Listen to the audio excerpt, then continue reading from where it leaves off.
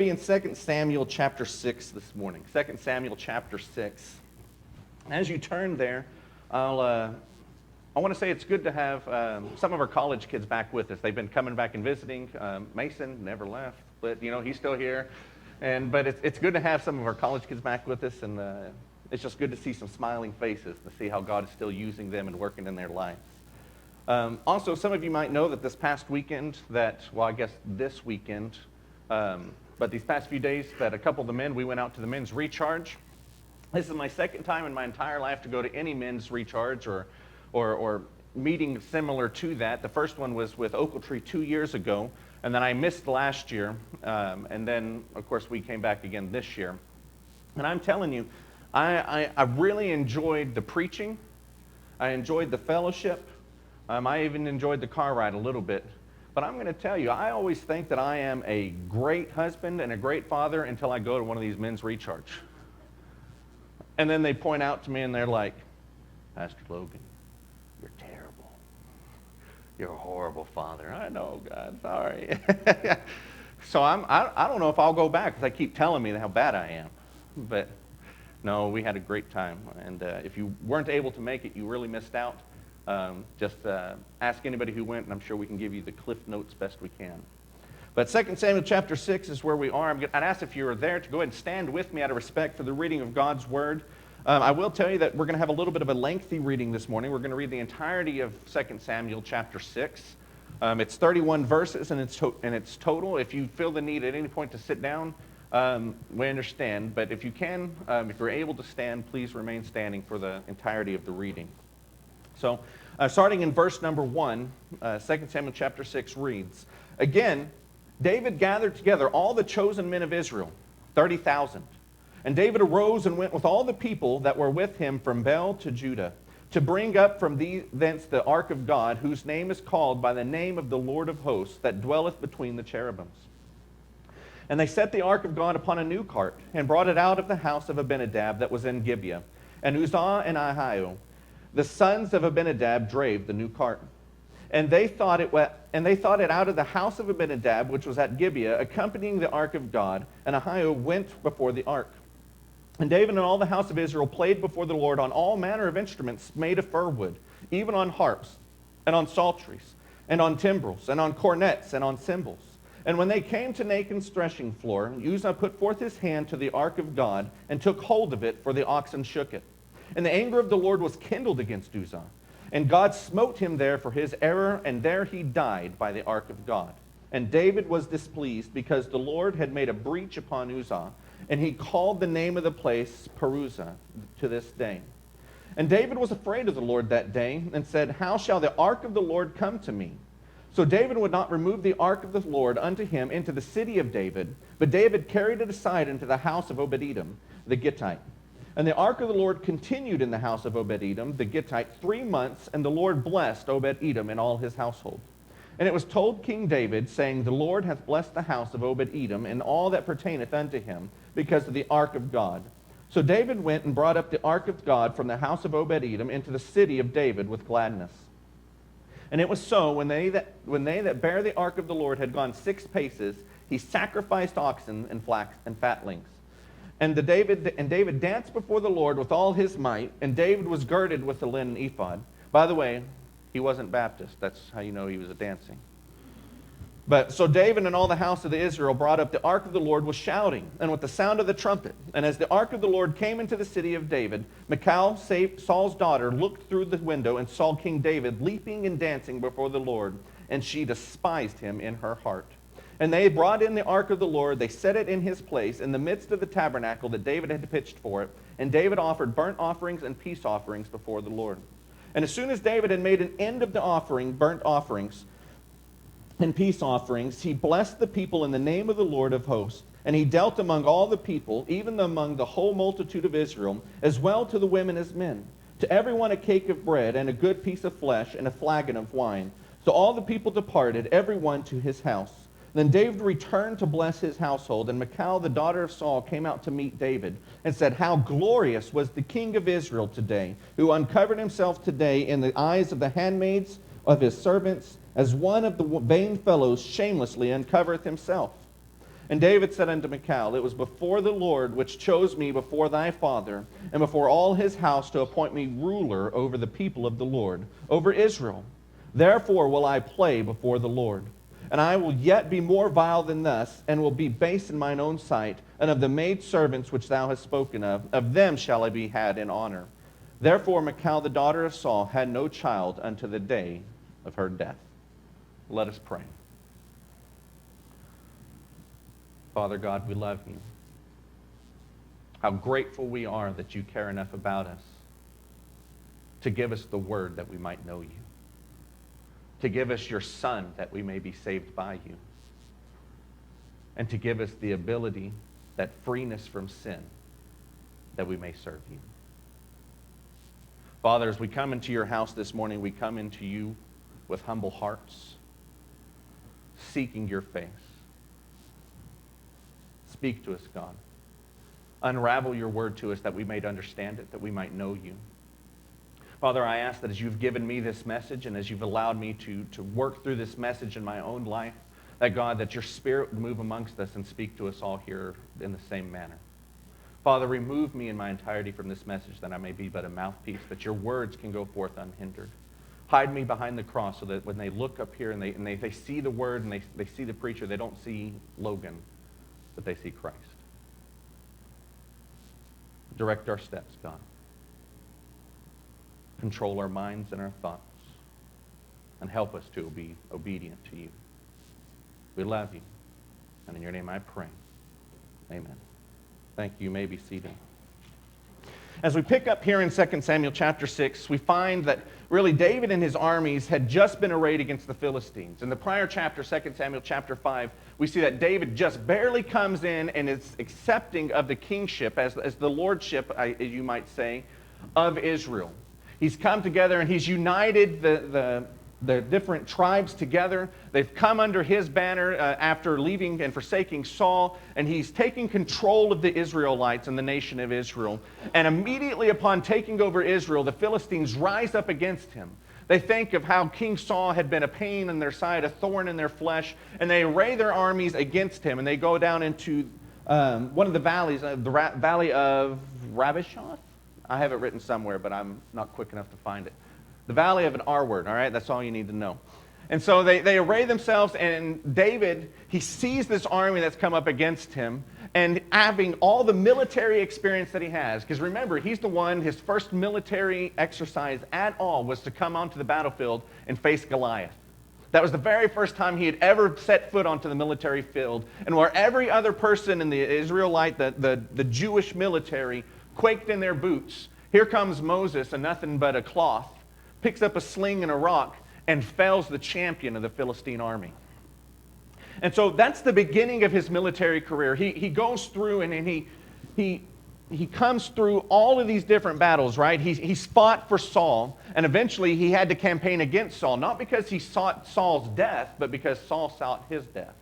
And so he goes through, and he has a lot of military experience. He has a lot of opportunity to really learn these tactics. But rather than simply just bring up the battle and to bring up the armies against the Philistines, if you read in 2 Samuel chapter 5, David does something completely different. He says, God, should I go fight? Should I come out against the Philistines? Will you deliver them into my hand? Because I'm okay with going and fighting, but I'm not going to fight the battle unless you tell me to. And God says, yeah, David, go ahead. I will allow you to conquer this Philistine army. And so he goes out and he meets them and he kills them all, right? Some of them flee, but he's destroyed the army. It says that he spoiled their camp. And then after he was done, in the aftermath, he took all of their idols, all of their false gods, and he burns them all in this big pyre, this big bonfire, right? Back in that day, they had pep rallies after the battle, not before. And so he comes and he destroys all of the idols. And so he comes out afterwards, and it says here in 2 Samuel chapter 6, again, David gathered together all the chosen men of Israel. So this again, he's saying, after that, he took all of his army and he gathered them together. He gathered together 30,000 people. This is the elite military unit. This is the Delta Squad of the military might of Israel. And he gathers them all together, and it says, "Then David arose and went with all the people that were with him from Baal to Judah to bring up from thence the ark of God, who is called by the name of the Lord of hosts, that dwelleth between the cherubims." Now, he goes out and he gathers all of this army to immediately fight against the Philistines. Now, I'm going to tell you, when I was first preparing this, I kind of had a little bit of a lapse of history in my mind. And I thought, yeah, he just beat the Philistines. He's going to take the ark back from the Philistines and put it back in its rightful place in Israel. Yeah, that's how it's going to be. But as I read through this, some things quite weren't clicking for me. Because I was thinking, why would the Philistines have this? Why wasn't it in the temple or the tabernacle? What in the world's going on? And then all of a sudden, God slapped me on the back of the forehead and said, this is because you stayed somewhere else besides a Holiday Inn last night. Where do we stay? Comfort? Yeah, Comfort Inn and Suites. They doesn't have the same effect, all right? But because you stayed at the Comfort Inn and Suites instead of a Holiday Inn, well, this is why you get this. This is why you're dumb, Logan.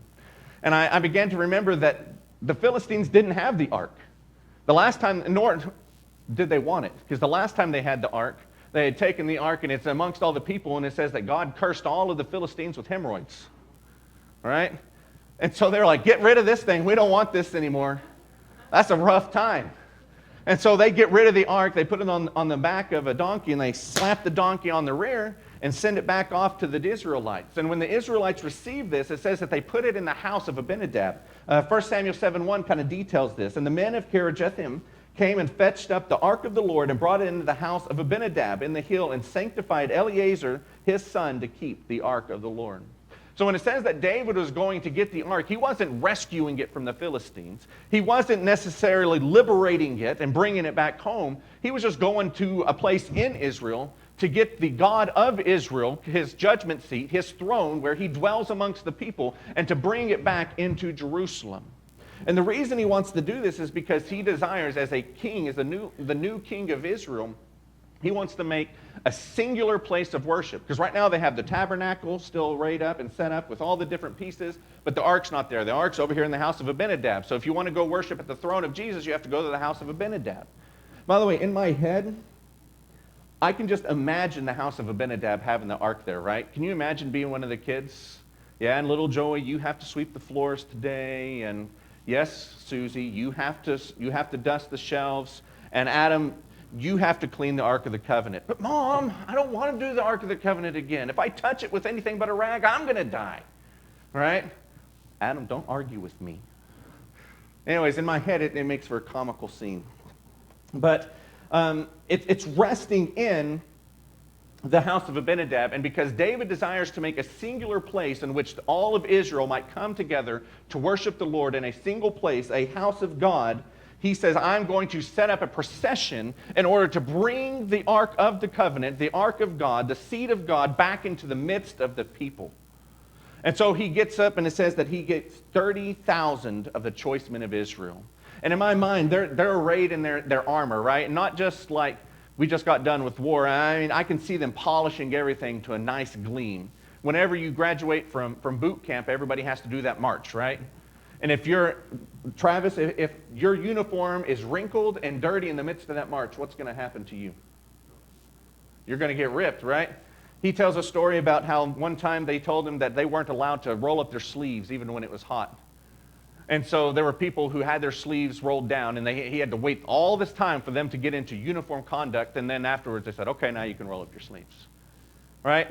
But everybody had to be matching. Everybody has to look nice and pristine and crisp. And so here they are with their gleaming armor, their gleaming weapons. There's 30,000 of them. We just had a parade this weekend. Can you imagine what a 30,000 person parade would have looked like in Spring Hill? Miss Ellen, the Grand Marshal, would have been on hog heaven, right? And so, but there's this huge army that is leading this procession. But David doesn't stop there, does he?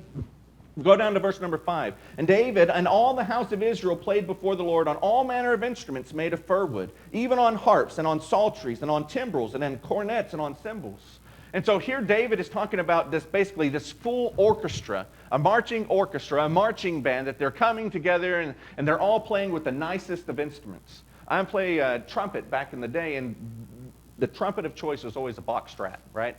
A Bach Stradivarius. If you had a Bach Strat, not only were you probably really poor because you purchased a Bach Strat, but you had a really, really nice instrument. And so when they talk about this being the fir wood that shaped all these instruments, this is the Bach Strat of David's day. So they're coming in with these nice, expensive instruments, and they're going along. I don't know what song they're singing, but they're doing something, right? So there's this huge procession that's going along, and it says that David takes and puts the ark on a new cart and attaches it to this set of oxen, this yoke of oxen, to pull it around, because he wants for everybody to know that this is in a place of honor in our kingdom. And can you imagine this cart that they had? In my mind, I pull up a picture of like the Egyptian chariots, where they put it on here, and it's this fancy embossing, however you say that word. And it's gold-plated, and it's super nice and shiny to look at. And they attach it to these oxen, and these ox had to be choice oxen for allow them to go through. But this is just a huge procession. In my mind, I think a lot of like the Roman processions, when they'd come in after winning the war, and they would take these perfume-anointed rose petals and they would toss it on the ground in front of these Roman soldiers. So as they stepped on it and they crushed the rose petal, that scent would go up into the air, and there'd be a perfume-filled air and all this confetti and stuff all over the place, and rose petals. I mean, it's a huge ordeal. And as they're going on their way, two of the sons of Abinadab, Ahio and Uzzah, are riding. They're kind of driving the oxen. They get this choice place because they've looked after this for the past, this past set amount of time. And so as he puts it in here, they're going along, and all of a sudden one of the ox either hits a rock or it stumbles a little bit, but it causes that cart to shake. And so you can see this ark kind of back and forth, and Uzzah says, oh no, it's going to fall off. That is going to completely and totally ruin the parade. I mean, imagine the pallbearers carrying a cask, right? And somebody stumbles and the cask falls, and whoever's inside just across the ground, right? I mean, it takes a very solemn moment and completely ruins it all, right? And so you have this Ark of the Covenant, and it's got the staff of Aaron as it's budded, and it's got a jar full of manna, and it's got the 10 Commandments, and it's got these great things from the history of Israel. And if it falls over and opens up, all that stuff's going to all over the ground. It's going to completely ruin everything that David has set up to do. So Uzzah just steps back, and he puts his hand back upon the ark like this to steady it, to keep it from falling. And it says, right as he does that, 2 Samuel 6:7, and the anger of the Lord was kindled against Uzzah, and God smote him there for his error, and there he died by the ark of God. Wow, he's just trying to steady the ark. Suddenly the body falling out of the casket is preferable to what just happened. One of the pallbearers instead, he sees the casket, so he goes back to steady it. And because of that, God smites him down, and he dies right there. Can you imagine the terror that would have befell the people of seeing one of the cart bearers of this huge procession, this glory to God that they're trying to present to him, immediately struck down? Why? His intentions were merely to keep it from getting dirty. He was trying to do those things which are right. He had good intentions. Well, Exodus chapter 25, verses 12 through 15, I don't have the time to read it, but it says that the ark was built with rings that were made of shittim wood and covered with gold that you may put bars through. Why? Why would God put that on there? Because in Numbers chapter 4, verse 15, it says that, and when Aaron and his sons have made an end of covering the sanctuary and all the vessels of the sanctuary, as the camp is set forward, after that the sons of Kohath shall what? Come to bear it. And no one shall touch any holy thing lest they die. These things are the burden of the sons of Kohath in the tabernacle of the congregation. God has said that the ark is supposed to be carried, and nobody can touch the Ark of the Covenant. Nobody can touch any holy thing lest they will be struck down.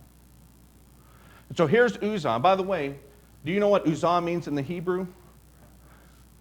Everybody's like, oh, choose me, Pastor, choose me, all right? Uzzah means strength. Uzzah means strength. What does that have to do with the price of rice in China, Pastor? This entire parade, this entire procession was a whole sham if the attempt was to glorify God in the midst of it. You put all this together, and here's David, new king of Israel, and he sets up, and he has this desire, but his desire is to show how great a king he is, as opposed to how great God is. Pastor, how do you know that? Because God said it's to be borne upon the backs of the children of Kohath, the Levites, borne across their backs rather than carried on a cart. Not only that, there's reasons why it was supposed to be borne across the backs of the Kohathites, right? Because God says, I will dwell among you, but my burden should be upon you, so that as you carry me into whichever city they go, they don't see this as an easy burden, but they see this as the burden of the Lord upon the people. And in the midst of that, because David made a mistake, and he said, no, do this instead of what God said, it cost Uzzah his life. I don't think it's any mistake that his name was Uzzah. Because here was David in his own strength, in his own power, trying to accomplish something that God said to do a completely different way. And when Uzzah got on here, he reached back in his own strength and in his own power, completely went against the laws of God and said, do not touch this, what? Or you shall die. And so he reached back in his own strength to do something that his intent was pure, but because he didn't follow the way God asked him to do it, it cost him his life.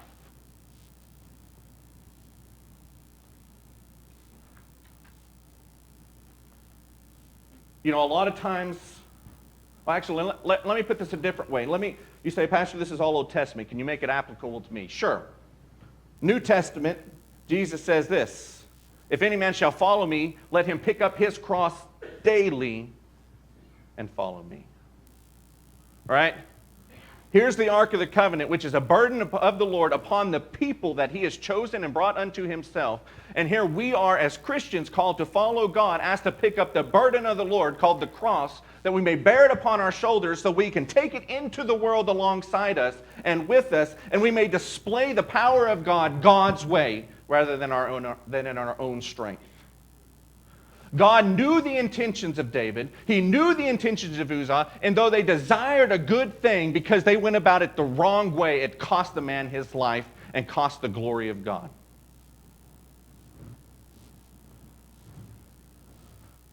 Ochiltree, how often in our own life do we come face to face with problems or situations where God has specifically not only told us how to operate, but given us clear step-by-step directions in how to succeed in our task? And rather than walk through the problem in God's way, we reach out in our own strength in order to accomplish that task. Let me give you some examples. Ready? Pastor, my wife and I are really struggling in our marriage. We seem to fight and bicker at every turn.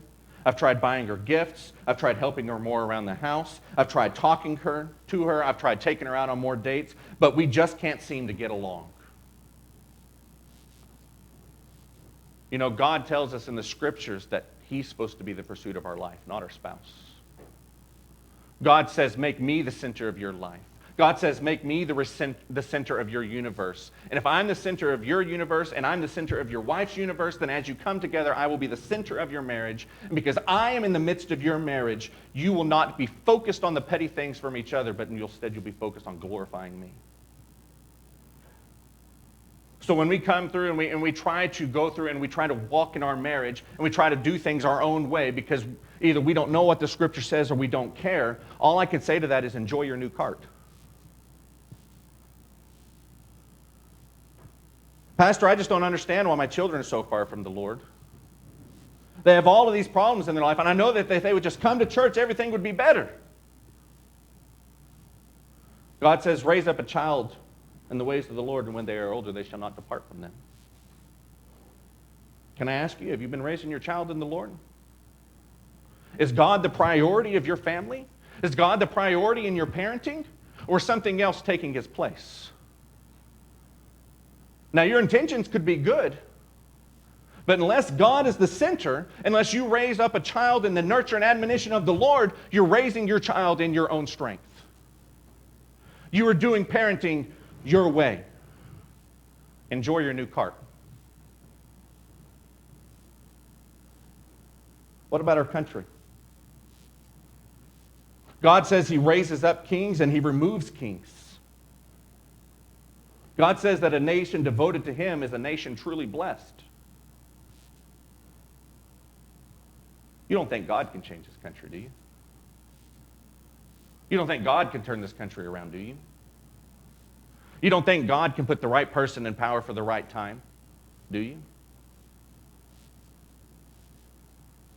Because from what I see on the news and what I hear when I talk to people and what's plastered across social media is a lot of Christians saying that they're putting a whole lot of their faith and trust in a man in the White House or a man in Congress or a lady who's trying to get into the White House or Congress rather than put their faith and trust in God. And so we spend all our time bickering about political platforms and social issues instead of sticking back to the truth, which is God is king, God is supreme, God is sovereign, and his will is what will direct our country back to him and to be a blessed nation again. You want to throw all your apples in the voting booth? You enjoy your new cart. Pastor, we don't seem to have any money. I don't seem to understand. I can't make enough to make my ends meet. I can't seem to pay my bills. And forget tithing. That's out of the matter. Don't even consider that. God says, handle your money the way I told you to. You know, Jesus talked the most about money. It's the number one thing he talked about in the Gospels. If you can't handle your finances the way God has asked you to handle your finances, enjoy your new cart. Well, Pastor, what about our church? I don't understand why our church won't grow. I don't understand why we're always struggling right on the edge of financial disaster at the church. I think that the pastor just needs to preach better and do more outreach. Or we'll find a newer, better one. That's what I think. And if he can't get it through, then I'll just find another church where I can. And that'll teach him. Enjoy your new cart.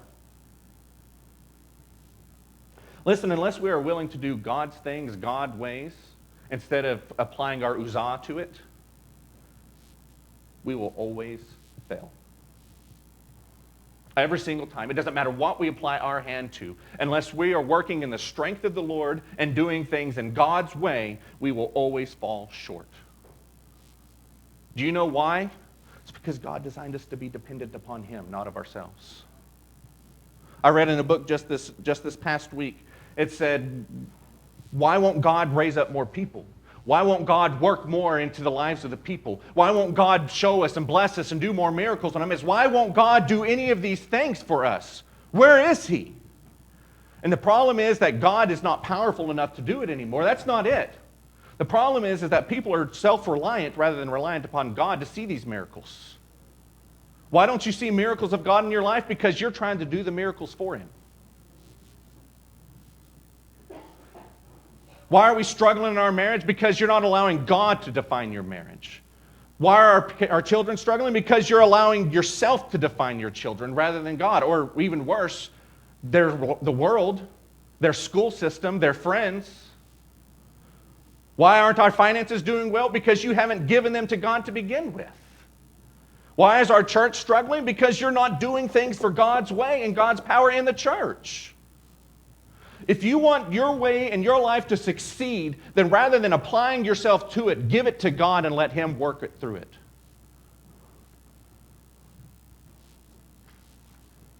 We're to pick up our cross and follow Christ. Unless we take the burden of the Lord with us, we will always fall short. Just a little bit, and we'll be done. Bear with me, we're almost there. Let me show you what happens when we do things God's way. Let me show you the difference that is made, right? Because here, David's doing things David's way. Uzzah is doing things Uzzah's way. They have great intentions. They want what's best. They want to do good things, but because they did it in their own way, it cost the man his life. It stopped the parade. It put a halt to everything that was going on. Pick up in verse number 11. And the ark of the Lord continued in the house of Obed-Edom the Gittite 3 months, and the Lord blessed Obed-Edom and all his household. And it was told King David, saying, the Lord hath blessed the house of Obed-Edom, and all that pertaineth unto him, because of the ark of God. So David went and brought up the ark of the God from the house of Obed-Edom into the city of David with gladness. And here's a key verse. Verse 13, and it was so that when they bare the ark of the Lord had gone 6 paces, he sacrificed oxen and fatlings. It doesn't say the cart bare the ark, did it? It didn't say the oxen bare the cart, did it? It said when they, the Israelites, they put it upon their shoulders, they picked up the burden of the Lord, and they began to carry it the way that God intended for them to carry it, They made it just a little way, saw the blessing and hand of God down upon them, and they said, we don't need the oxen, kill them. They cut their own way out of the equation to do things God's way. You go down a little further, we're lacking on time to read it to you, but it says that as they brought it into the city of David, they brought it into Jerusalem, that everybody was rejoicing. It says that David danced before the Lord. It says that they brought it and put it into the tabernacle that David had set up for it, which means he accomplished the task he set out to do. And then they sacrificed on the altar, and it says that not only was King David blessed, but the nation of Israel was blessed because they did it the right way. If you want to succeed in your ventures, do things God's way. Not only will you succeed in what you're trying to do, but God will step in and He will bless you and He will bless the people around you because you are doing things His way. Now I'm going to tell you, if you look just a little bit further, Saul's daughter, Michal, David's wife, looks upon him and despises him for what he's doing. I'm going to tell you right now that when you do things God's way, there are going to be people on the outside who are going to look at you and they will despise you for doing things in godly wisdom rather than in worldly wisdom. Ignore them. Ignore them. Michal was so focused on her own image, was so focused on her own strength, was so focused on her own accomplishments and self-being that she neglected to do things and see things from God's perspective. And as a result, God took from her the very thing that most women in this day and age that is presented here valued most. Children. What does 1 Samuel open up on? Hannah. Crying. And not just crying. This is like that ugly cry after you watch a good romantic comedy. That everything ends up in the same. You just got done watching The Notebook and that ugly cry that you get going. Ugly crying because God has shut up her womb and she can't have kids. And here's Michal because she despised David. She despised the things of God. She despised the God who sent it. God says, you will never have a child. You have two paths that are represented here. David, who came to a place where God got his attention and changed his way of thinking so that he would do things and accomplish things God's way, in God's strength, rather than his own uzzah. And you have Michal, who rejected that to the very end. David was blessed. Michal was cursed. Beloved, I stand before you this morning and say that you have a decision to make. I don't know and don't pretend to know everything that's going on in each and every one of your lives. I know some things because you talk to me and you confide in me. And I pray for you, and I want God's best for you. But I'm going to tell you, my prayers of God's intercession on your behalf will never work unless you have God and allow God to intercede on your behalf. If you continue to stand up and struggle on your own, rather than to allow God to take over your life, you will end up cursed. You want a good marriage? You want great kids? You want decent finances? You want a good church? You name it. Fill in your blank. Give it to God. Work in God's strength. And He will see it come to fruition. I'm going to ask you to stand to your feet with heads bowed and eyes closed.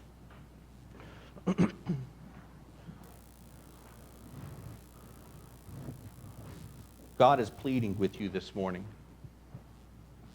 to let Him take over. God is calling you this morning to give yourself to Him. As I just said, I don't know what all you're struggling with. I don't know where your struggles originate from, but I do know this, that if you just let God handle it, if you quit working in your own strength and do things God's way, the way God has given you step-by-step instructions to follow through, God will bless you. God will accomplish that. Maybe you're here this morning and you're struggling with God. You're doing things in your own strength, but it's not necessarily for a situation. It's for your eternity. I might just be good enough. I'm a better person than a lot of people I know. I think I can do it. Can I tell you that God says that there's only one way to the Father? There's only one way to heaven, I'm going to tell you right now that the way that he's chosen, this is going to become a real shocker, but it's his way, not yours. If you're fighting against God, if you're fighting and trying to keep up because you're putting your own hand to it rather than allowing God to take over it, you're going to lose. Give yourself to him this morning. Let's pray. Father God, we love you. I can't help but think of last week when you worked in my life and you worked through the message to talk about how a lot of the battles we're fighting aren't ours to fight, but they're God's.